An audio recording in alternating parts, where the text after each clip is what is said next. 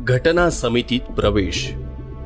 आपल्या राष्ट्राची घटना तयार करण्याची कामगिरी माझ्या शिखरावर आली. हा एक अनन्य प्रकार होय. भारताची घटना तयार करण्यासाठी घटना समिती भरली त्यावेळी माझी काय दशा होती हे आपल्याला माहीत असेलच. 1946-47 साली झालेल्या निवडणुकीत शेकाफेचा पराजय झालेला होता. या पराभवाबद्दल लाज वाटण्याचे काहीच कारण नाही, कारण निवडणुकीच्या वेळी सारे हिंदुस्थान राष्ट्र एका बाजूला होते व आपला पक्ष दुसऱ्या बाजूला होता. एका बाजूला प्रबळ अशी राजकीय संघटना होती व दुसऱ्या बाजूला अल्पसंख्याक अस्पृश्य समाज. अस्पृश्यांना या संघटनेशी सामना द्यावयाचा होता. अर्थात पराजय होणे हेच आपले भवितव्य होते. परंतु पराजय झाल्यानंतर थांबून चालणार नव्हते.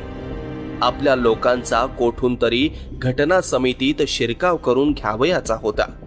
अस्पृश्य समाज ही हिंदुस्थानातील एक स्वतंत्र जमात आहे अशा ब्रिटिश लोकांनी अनेक घोषणा केल्या, परंतु कॅबिनेट मिशनने आपल्या योजनेत अस्पृश्य समाजाचा थोडा देखील नामनिर्देश केला नाही. अस्पृश्य समाजाला त्यांनी वगळले. त्याच वेळी मी घटना समितीमध्ये जाण्याचा निश्चय केला. अस्पृश्य समाजाच्या कल्याणासाठी माझे घटना समितीत जाणे अत्यंत जरूर होते.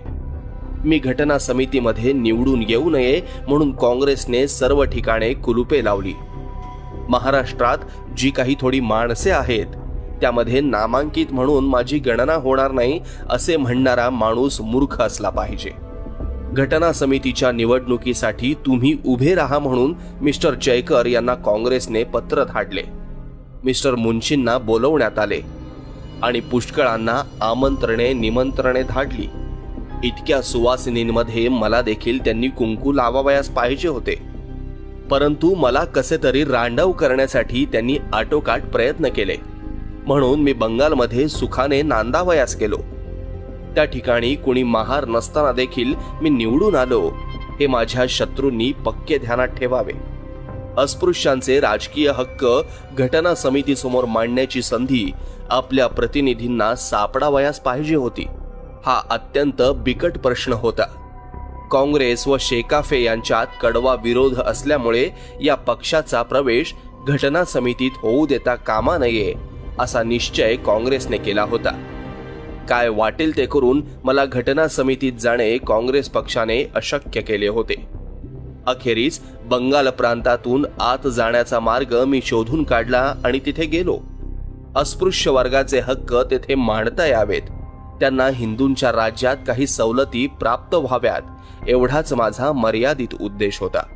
राज्याची घटना आपण करावी अशी माझी महत्वाकांक्षा नव्हती आणि जेथे मला समितीचे सभासद होणेही दुरापास्त होते तेथे मला काही अधिकार गाजवता येईना अशी कल्पना करणेही शक्य नव्हते. कोणाही माणसाला आत येऊ देऊ, पण डॉक्टर आंबेडकरांना आत घेणार नाही असे ठरविण्यात आले होते. घटना समितीचे दरवाजे मला बंद होतेच, परंतु त्याबरोबर खिडक्याही बंद करून घेण्यात आल्या होत्या. आजूबाजूची भोकेही बुजवण्यात आली होती. परंतु आपल्या सौभाग्यामुळे आणि परमेश्वराच्या कृपेमुळे मला आत पाऊल टाकता आलेच. विधी घटना अशी की ज्याला आत येऊ न देण्याचा निश्चय केला होता त्याच्याच शिरावर ही मोठी जबाबदारी टाकण्यात आली होती. झाली ही गोष्ट अत्यंत सुदैवाची झाली, कारण अशा प्रकारची मानहान कामगिरी करण्याची संधी मनुष्य मात्राला क्वचितच प्राप्त होते. ही गोष्ट मला भूषणवाह आहे, तशीच ती आपल्यालाही भूषणवाह आहे. तसे पाहिले तर मी यात विशेष असे काही केलेले नाही, परंतु या कार्यामुळे एक गोष्ट मात्र सबंध हिंदू जनतेला पूर्णपणे पटलीये. गेली 20 वर्षांपर्यंत माझ्यावर नाना प्रकारचे आरोप करण्यात येत होते. मी व माझा पक्ष अराष्ट्रीय आहे, इंग्रजांचा साथीदार आहे, मुसलमानांचा बगलबच्चा आहे, अशा प्रकारचे धादांत खोटे आरोप माझ्यावर करण्यात येत होते. त्या लोकांची आता आम्ही तसे नाही ही खात्री पटलेली आहे. ही अत्यंत महत्वाची गोष्ट झाली. 20 वर्षे आमच्या पक्षास जो कलंक लागलेला होता तो धुतला गेला. म्हणून या देशाच्या स्वातंत्र्याचे संरक्षण करणे हे ही प्रत्येकाने आपले परम कर्तव्य मानले पाहिजे. या देशाची सामाजिक, राजकीय आणि धार्मिक उत्क्रांती आज ना उद्या होणार याबद्दल मला मुळीच संशय वाटत नाही. आज राजकीय, सामाजिक आणि आर्थिक दृष्ट्या एकमेकांपासून आपण विभागले गेलो आहोत हे मी जाणतो.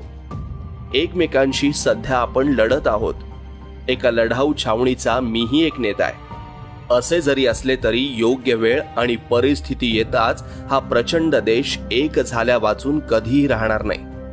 जगातील कोणतीही शक्ती त्याच्या ऐक्याच्या आड येऊ शकणार नाही. या देशात इतक्या जाती आणि इतके पंथ असूनही आपण सारे लोक कसे ना कसे तरी एकत्र होऊच होऊ याविषयी माझ्या मनात मुळीच संशय नाही. देशाची फाळणी करावी अशी मुस्लिम लीगची आज मागणी असली तरी एक दिवस असा उगवेल की अखंड हिंदुस्थान हाच सर्वांच्या कल्याणाचा आहे असे मुसलमानांना आपणहून वाटेल. देशाच्या अंतिम ध्येयाबद्दल मला शंका वाटत नाही, पण देशातील विविध जातींच्या संमिश्र समुदायाला एका निश्चयात आणि सहकार्याने ऐक्याच्या मार्गावर कसे चालावयाचे हा खरा प्रश्न आहे. देशातील सर्व पक्षांना आणि समाजांना त्यामध्ये सामील होण्याची उत्सुकता वाटावी म्हणून त्यांना खुश करण्यासाठी काही मागण्या बहुसंख्य पक्षाने मान्य केल्या तर मुत्सद्देगिरीचा तो महान विक्रम होईल. जनतेला भेडसावणाऱ्या घोषणा आपण सध्या बाजूला ठेवू. आपल्या विरोधकांच्या पूर्वग्रहांनाही आपण सवलती देऊ. पण काय वाटेल ते करू, पण सर्वांना या मोर्चामध्ये दाखल करून घेऊ. मोर्चा एकदा चालू झाला की तो निश्चयाने ऐक्याकडेच जाणार. आपल्याबरोबर ज्यांना येण्याची इच्छा नाही त्यांनाही पुढे नेता येईल अशी शक्यता आपण निर्माण करू. माझे स्वतःचे मत विचाराल तर गटबाजीची योजना मला आवडत नाही. 35च्या कायद्याने निर्माण केलेल्या केंद्रापेक्षाही देशाचे मध्यवर्ती केंद्र अधिक बळकट असावे अशा मताचा मी आहे.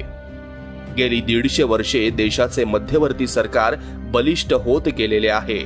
त्याबद्दल मला आदर आणि कौतुक वाटते. हे मध्यवर्ती सरकार दुबळे करण्याला काँग्रेसने का संमती द्यावी हे मला कळत नाही.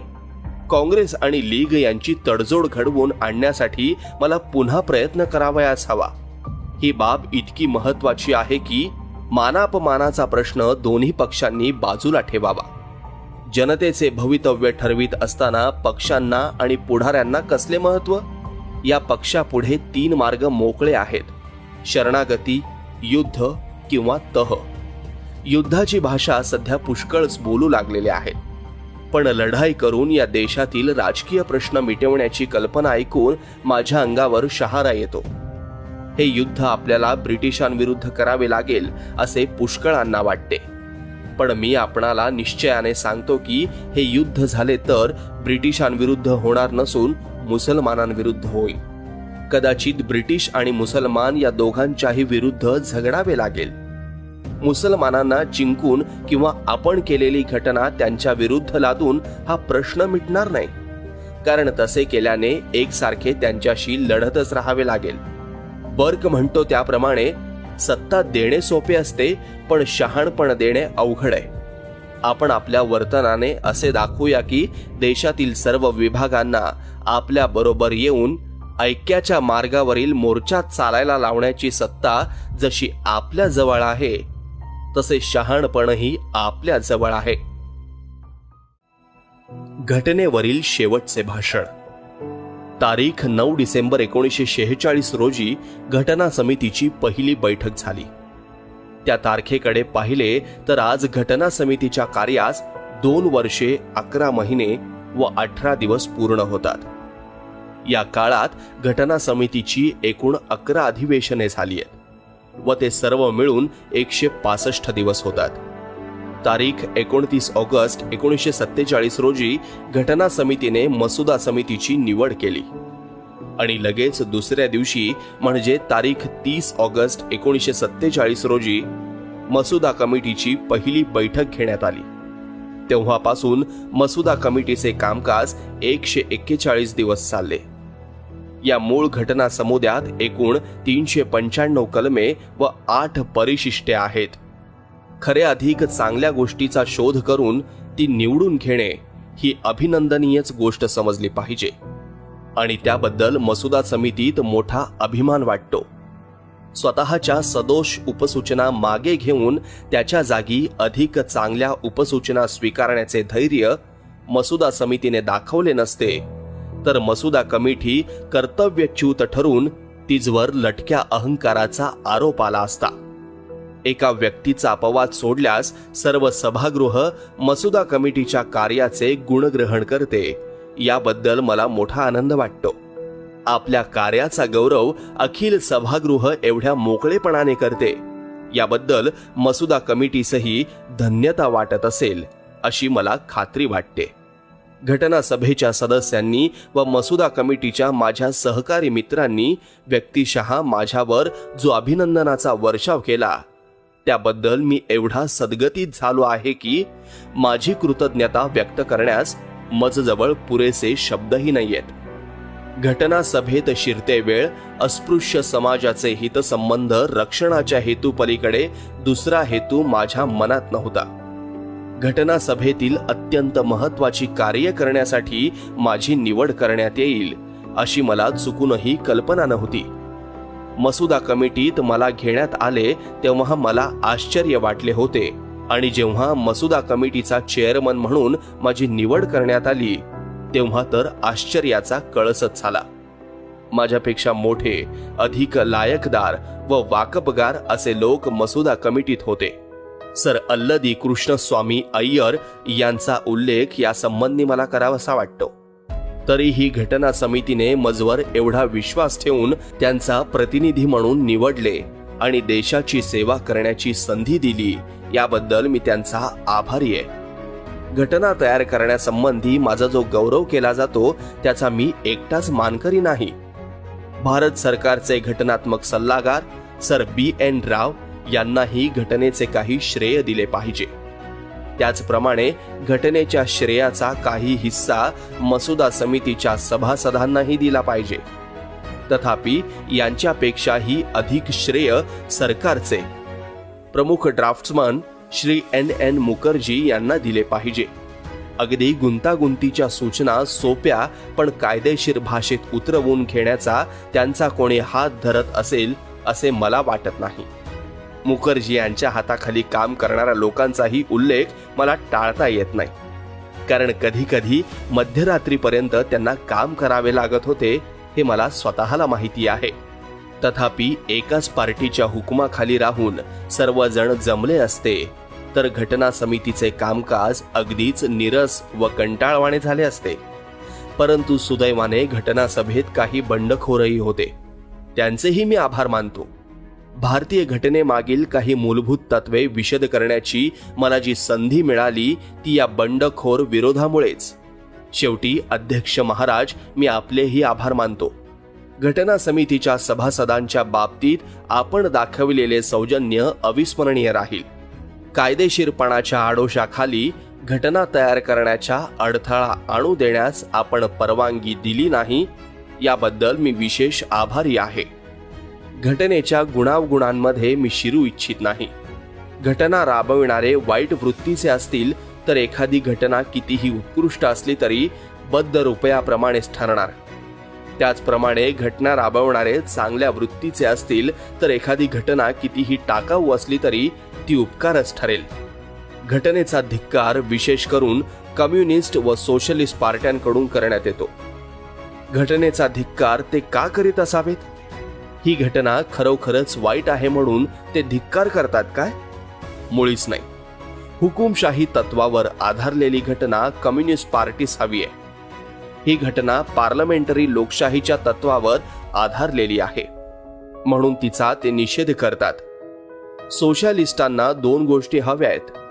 पहिली गोष्ट ही की जर ते सत्तेमध्ये येऊ शकले तर भरपाईशिवाय त्यांना राष्ट्रीयकरणाचे स्वातंत्र्य हवे आहे. दुसरी गोष्ट अशी आहे की त्यांना अनिर्बंध असे व्यक्ती स्वातंत्र्याचे हक्क हवे आहेत. घटना दुरुस्त करण्यासंबंधी जी तरतूद करण्यात आली आहे तिच्याकडे कोणीही लक्ष पुरवावे.